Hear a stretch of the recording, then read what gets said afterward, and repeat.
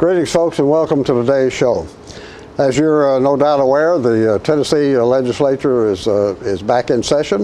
At the moment, they're on a short break, and we took advantage of that to get Representative Judd Matheny to come on, which we try to do before every session annually to tell us what's up and where things are likely headed. So we have him again with us this morning, and Judd, thanks for... Glad to be here, Tom. Thanks for joining us. Thank you. You got a very long and in 2 or 3 areas very complicated agenda. Yes, sir. Procedurally, who sorts that out? How do you guys decide what to take up so that? Well, it's sort of managed chaos, and and there's some that want to make sure there's only 3 or 4 things that are taken care of, and then there's others that just through sheer willpower or through the need of the people, other issues that are going to come up. Some issues are going to be perennial type issues like wine and grocery stores, and we'll probably have another bout on the safe commute bill, the guns in the parking lot bill. But we're going to have other legislation that's going to be relatively new. Probably a major workers' compensation reforms on the horizon, and we'll get into that later in the show. We visited that in 2004, and, I remember, had some pretty strong reforms. But these are going to go a little bit deeper. Like I said, we'll discuss those. School vouchers and charter school system. We've been sort of consistently struggling with those issues over the past 5 or 6 years, but we're beginning to find our way a little bit better on what is best or what we think is best. Yeah. We'll talk about a little bit about each of those, but who is it? The leadership that sort of sets the agenda? It is the leadership that sort of sets the agenda, but it's just the momentum of the general membership that will eventually. Yeah. Hopefully we'll all be semi on the same sheet of music. You're going to see a pretty strong.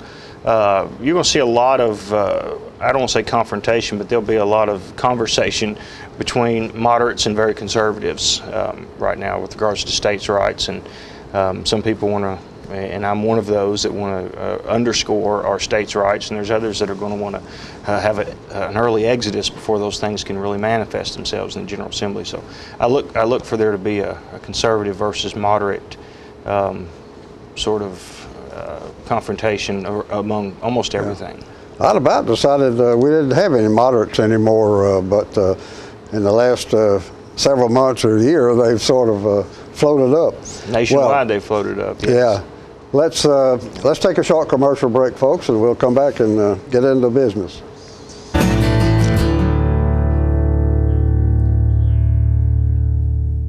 The highest standard of trust offers a sense of safety and comfort.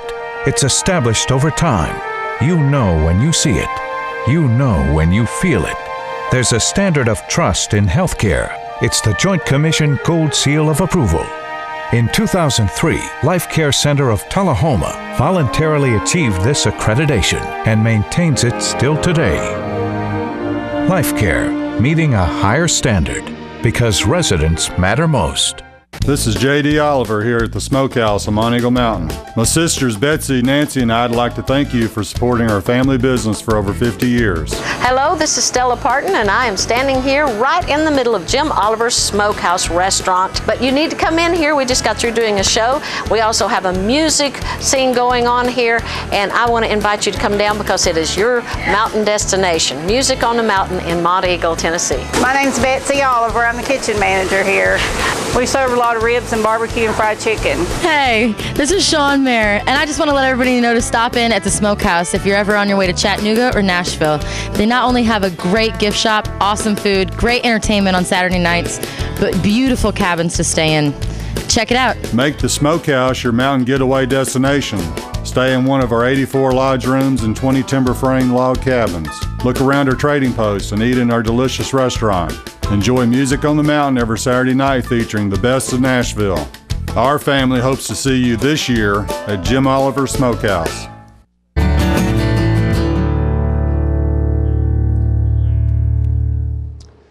We're talking today, folks, with Representative Judd Matheny. The legislature is on a very short break, having just started earlier in the month, and we want to find out what the plan, what's on the agenda.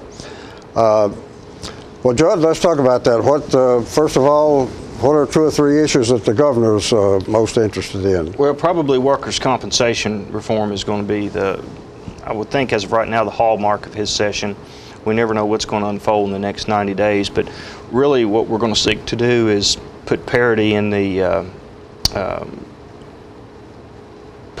system between labor and between business ownerships, take a lot of the cases out of the court and put them into just administrative review. And we just want to make sure that we want to make sure employers can go back and use evidence if someone has just for example, if someone had an injury 10 years ago and they're receiving benefits for those, and then they come back even after they've left the employee and say that it's aggravated again, we want employers to be able to bring up evidence of other issues other than just their work related injuries, such as automobile accidents, anything else that could have aggravated that. And right now, in a lot of cases, those are closed, bringing forth other pieces. When you say administrative, are you talking about setting up an administrative court? Within the Department of Labor and Workforce Development, yes, sir. That would adjudicate, hopefully, the vast majority of those claims, keep them out of the court system. Okay. What are your pet issues? What do you want to see? Well, I'm going to be, I want an early adjournment. Also, I'm a fan of getting out early. I think if we're there past May 1st, I've been there long enough to know that most everything, if we'd worked a little bit harder on the front end, we could have gotten out by mid-April or 1st of May. We spend a lot of the month in February sort of turning our wheels and having a lot of meetings, whether necessary or unnecessary. So I'm for an early adjournment. April 19th is the target date. I don't know, I think really May 1st is more realistic, or April 30th to be able to get out. I'm very passionate about what was known last year as the Employee Safe Commute Bill, which is the ability for a handgun permit holder to be able to keep their weapon locked in their car while they're at work on a quasi-public parking lot. I can understand that if a business has a total gated community around it, the need to maybe turn your weapon in on a wall locker before you go in. I can understand that.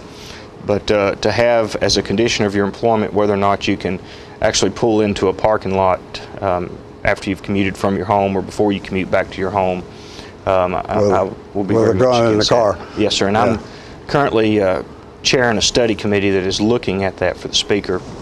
And we've come a long way with the business interests. A lot of people think that it's sort of FedEx against the gun owners, but really it's not that at all. FedEx has been quite cooperative this time around. And I think we're almost to an agreement, and now we're splitting hairs on just exactly what a firearm is, and there's some concerns about high-capacity magazines and other things that the federal government's bringing up that some business interests have, and we're trying to take those away from them. Yeah, with that scene in Connecticut has really stirred things up on the gun business. Well, let's talk a little bit about there have been some changes in the leadership up there, which I think involve Judd a bit.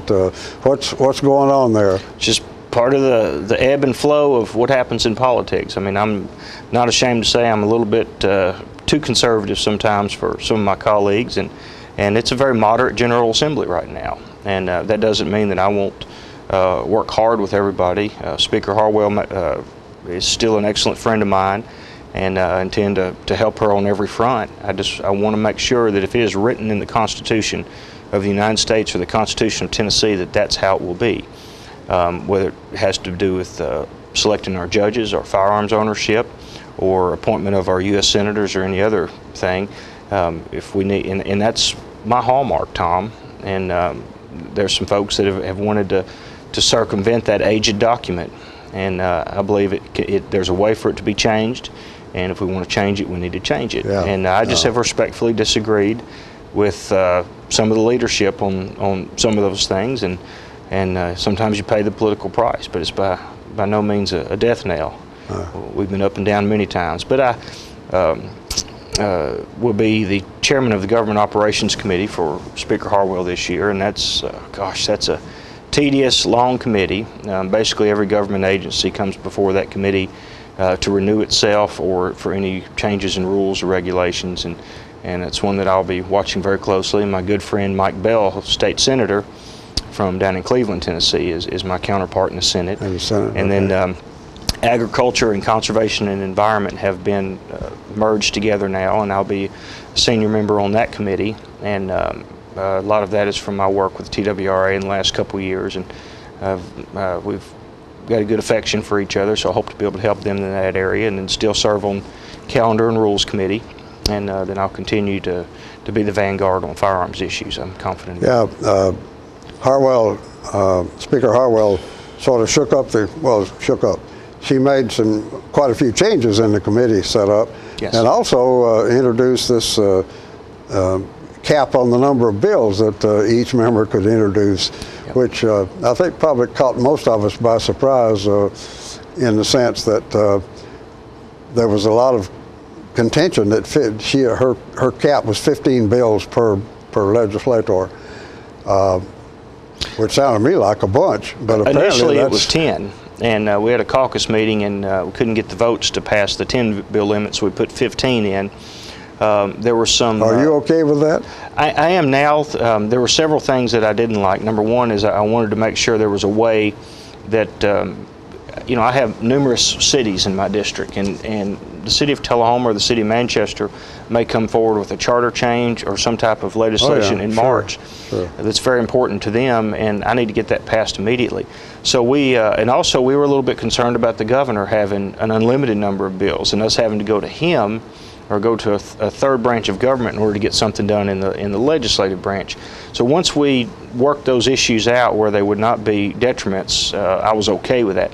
And plus there's still a fail-safe mechanism where we can go to the General Assembly and even surpass that 15 bill limit if it's needed.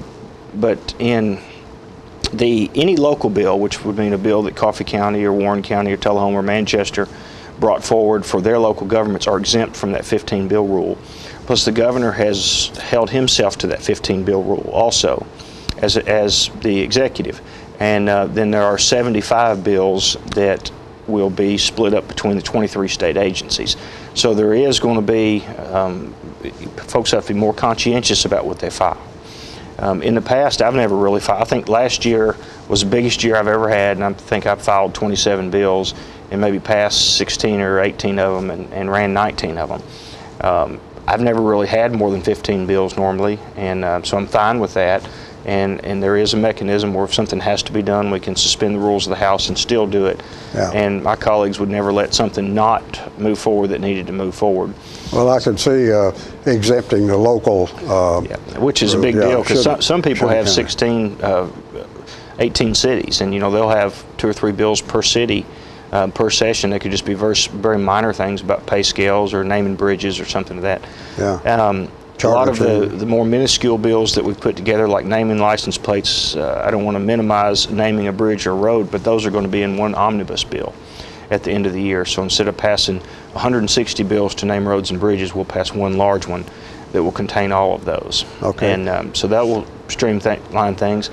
In the past, we've also had an unlimited number of presentations that people could have on the House floor to honor dignitaries or honor hometown heroes. That is now limited to 2 per session for every 2 years. Where in the past we've had some people have done as many as 3 or 4 a day. Now they'll only be able to do one a year. And so those things all together with the streamlined committee system, hopefully if there's not too much infighting, then we'll be able to get out that target time. Yeah. Okay. Well, you got some things with a bit of complexity to them, so that ought to be a little difficult. I know. It's like a transmission. It's got a lot of moving parts. Yeah. Okay. It does. Well, let's take a short commercial break, and we'll come back and go some more, folks.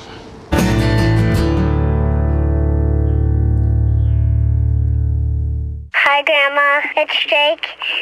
I'm calling to tell you I love you more than anything in the whole wide world, even ice cream.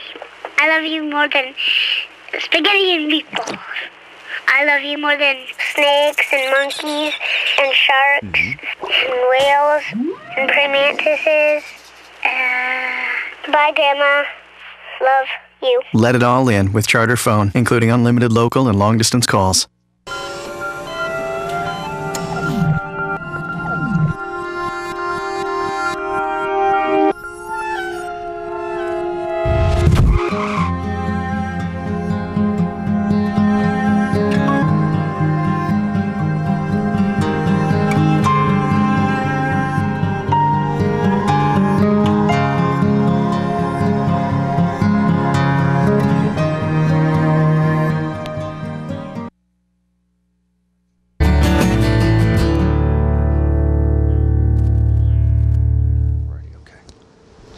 We're back, folks, and we're talking today with Representative Judd Matheny, who is on a short break from the legislature, and they've got a very tough year ahead of them, so we're trying to sort that out and get some idea of what's going to happen.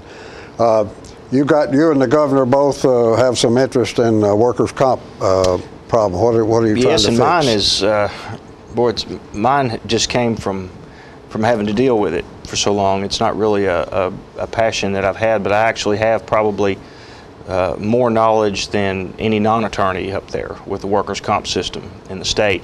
And I may be asked to help the governor pass this major workers' comp reform that's coming up, and we touched on it a little bit earlier in our introduction. The hallmark of it is going to be moving to administrative review and getting a lot of the issues out of the public court system as they are, just to streamline the processes. And we've done some of that in the past when I was chairman of Consumer and Employee Affairs years ago with regards to unemployment hearings and trying to streamline those and move them a little faster. And and then I rewrote the law in the construction industry with regards to workers' compensation 3 years ago, and learned a whole lot about it. And one of the most important things I learned was that everywhere you touch it, it bulges somewhere else. And there's no quick fix for it. And there's no swipe of the pen that can fix the issue. There's so many personalities, so many legitimate interests involved in it that it takes an extraordinary amount of time to deal with it. Yeah. And I'm versed in that, so I'm confident that's going to be utilized somewhat. So the workers' comp issue will be major. It's going to be all part of the package of trying to make Tennessee the most business-friendly state in the union. On the heels of past workers' comp reforms 8 years ago, tort reform that we did a couple of years ago, and then 3 years ago streamlining our unemployment hearings, and now moving to where we are now. Yeah, okay. All right, let's, another big issue this year is, and as it is every year seems to be, but now we've got a few more wrinkles, and that's education. We have a constant flap on charters and vouchers, and now we've got guns stuck in there, which doesn't sound like it ought to be an educational issue, but it's turned out to be a big one. So where do you think all that's going? How about charters for starters? Well, I've encouraged everybody, and I've talked with some of the education leaders here already. I've encouraged everybody to sort of hold their fire until around February the 14th on really molding serious opinions on what's out there. That's the bill cutoff date, February 14th, 2013. So we won't truly know what's out there until that point in time. There'll be a lot of talk. There'll be some issues that are put forward, but until then, it's going to be hard to, with true credibility, to tell you where I think a lot of things are going. But instinctively, well, when you say, are you saying that everybody that has a bill they want to present has to present it by the 14th of February? In the House, yes, sir. It needs to be drafted and filed by the 14th of February. Okay. And then the Senate will have an additional few days to do 9 additional bills. They have what's called a 9-bill cutoff limit. But until then, we won't know for sure what's out there. But to try to go through the issues you brought up, first we'll start with charter schools and what's going on around the state. You know, several years ago we lifted the cap on charter schools and allowed local education agencies statewide to begin looking at charter schools. And what we've seen is the way they want to do it in Memphis is radically different than the way they might want to do it in Coffee County, which is radically different than the way they might want to do it in Loudoun County. What's wrong with that? Well, I don't see anything truly wrong with it as long as the students are going to be served totally. We want to make sure that it's not protectionism of administrative jobs or perhaps some other positions that is getting in the way of charter schools, and I think that's the true argument right now. Yeah. We want to make sure that there's some uniformity, that if you can meet a certain litmus test, being able to fund and properly educate those students per state law, we think that a charter school ought to be given an opportunity to fly, that there shouldn't be a lot of additional detractors that are put on it by the local LEAs. Well, you had one national leader, Michelle Rhee, who thought you ought to have a person in the state authorized to make the decisions instead of scattering it out across 100 or so school districts. Yeah, and instinctively, I'm opposed to that. I'm a fan of driving the control home. Yeah. As much authority as we can have here on Main Street is the best option, whether you're dealing with federal issues, state issues, or local type issues. I don't know Michelle Reed that well. She's been a voice with charter schools for some time, and I think her spouse is very involved in some of the issues too, so I don't know enough really to comment on her. But I think we're going to just try to look at making sure there's some basic uniformity there, just as long as the schools are properly funded. Now, getting to the voucher systems. Yeah, that's those two kind of go together. You can call those scholarships, you can call them vouchers, but basically it's the money following the child to a school. I'm a fan of that also, as long as it's done without emptying existing facilities too quickly, or making sure that a building plan like City of Tullahoma or the City of Manchester might have had for some decade or 15 years in place for long-term progress of the school system is not turned upside down. These are issues that have to be brought up and talked about, that a voucher system can't just lead to the exodus of entire school system. Do we have any sort of, I mean, the charter schools have been around already for several years. Yes. Do we have any really professional evaluation of how that's working out? Are they really helping the situation, or do we not yet know? Those numbers should be coming forward this year, and the SCORE, the state collaboration on education that former Senator Bill Frist started, is warehousing most of that data along with the race to the top data, and we expect 2013 to be the first firm data years coming out of those. It takes data, 2 to 3 years from the implementation of a program for us, something on such a macro scale, to actually really start dialing down on it. Yeah. Well, that's a very, we always get into there the conflict between the parents having the decision to where's best for their kids, and on the other hand, whacking the public school system, you know. That's right. It's a very, and both have strong arguments, as well as transportation issues.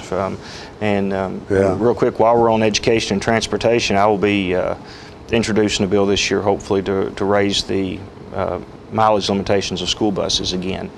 We did that about 4 years ago, and it was an extraordinary lift. Our main opponent is the Department of Safety. It's not special interest. It has not been in the past. The Bluebird bus manufacturers. It's been the fear that some maintenance garages would have quote-unquote shoddy maintenance records. Manufacturers suggest that those buses are good for up to 300,000 miles with good maintenance. Right now we have to retire them at 200,000. I would like to see that raised to 250, perhaps with a little bit of additional maintenance for that last 50,000 miles, 200 to 250. Bus is about $100,000. Coffee County is spending almost $500,000 a year on school buses, and when we get right now, I was speaking to Tim Morris about this earlier in the week, and he's getting ready to park more than one bus that's sitting at 199,900 miles, and they're perfectly good buses. And he has it worked out where the county will buy 4 a year now after this year, and we'll be on a good cycle. But we should be able to have those buses surplus within the system to carry band members, to carry for extracurricular activities, and just to carry our load. Now, students now understand some counties don't have as good as infrastructure as we do. So at 180,000 miles, their bus may begin to break down where 220,000 miles ours truly begins to break down. Well, you talking about 250,000 miles. You're really looking at the maintenance program. You know, that has to be good. Yeah, it does. Unquestionably. I agree. So I'll be looking at that again, and then of course we have. Once again, in the vein of education, we have the e-textbooks, and you and I have talked about this on your show for about 6 years. We had an initiative that started back in '06 called Preparing for Emerging Technologies, where we were beginning to massage the leaders of the school system statewide to understand that this was the way of the future. And I'm glad that we're getting to where we're talking about it seriously. I think Tullahoma's moved out. Yes, they have, and the price of devices has come down to the point it's affordable on a large scale. Many students, granted not all, but many students already have devices that could communicate with laptops or tablets at school. The textbook manufacturers have begun to have online and begin to have their curriculums on software now, which is a wonderful thing, because a textbook in the past could be 10, 12 years old and be quite dated in its facts. Oh, yeah. Now you can update those, while the students sleep at night, the textbooks could be updated. So that's really a very fascinating issue, and it's a major turnover in the way our well, shucks, folks, we've got several more things we want to talk about, especially guns in relation to education, but we've run out of time. We're going to have to take a short commercial break and wind up.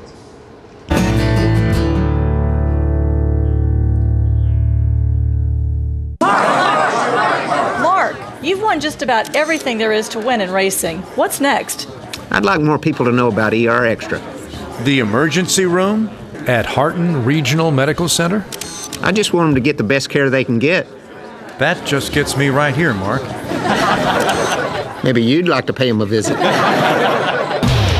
Extra at Harton Regional Medical Center. ER Extra. Extra fast, extra easy, extra great.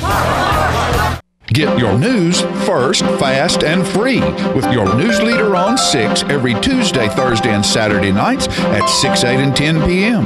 Local weather, sports, community calendar events, and a comprehensive look at the latest news stories and news makers as only a video news broadcast can do. Get it first, fast, and free with News Leader on Channel 6, your local information network.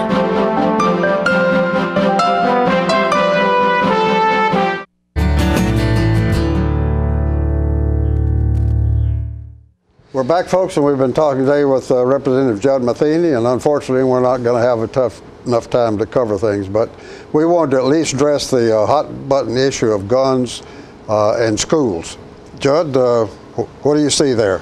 Well, there'll be a lot of proposals floated on guns in schools. I think the one that's going to have the most merit would be one that gives authority to the local LEAs to make a decision, and it also would require that any teacher be, of course, pass a competent background and mental evaluation check, and then go through the SRO training, the school resource officer training, the same ones that our certified police officers go through to be able to carry in schools. And it would be a total, the same training that the police officers get. Yes, for the classroom. Yes, and I think that has merit. I don't think it should be a condition of any kind of employment for anybody. That it should be a voluntary issue. That if somebody feels that they have the wherewithal to be able to protect themselves and innocents around them and can go through that training and can pass it, then so you're saying that would be up to the individual teacher to decide whether he or she wanted to tote a gun or not. That's correct. Yeah. And they would, I would almost see a scenario passing where they would approach the administrator and say, look, under this new law or new rule that's been implemented, I'd like to take advantage of it. And be done very discreetly. And then, of course, retention of weapons. Being a former police officer, I know that being able to retain that weapon either in a scuffle or when you're not looking all the time is very important. And they have holsters that can do that. They have holsters where it's nearly literally impossible to take a firearm out unless you're the one wearing it. And so there's ways this can be done. Bottom line is we live in a society where you have to harden the target. You can't keep softening the victim up. And that's what I think we have to look at. Mental health is coming front and center on a lot of these issues also. We're about to go off the air. So thanks very much for taking time to join us. Don't forget your state website, Tennessee.gov. You can keep up with everything we do in real time. Good. So thanks, folks, for joining us, and we'll see you next time.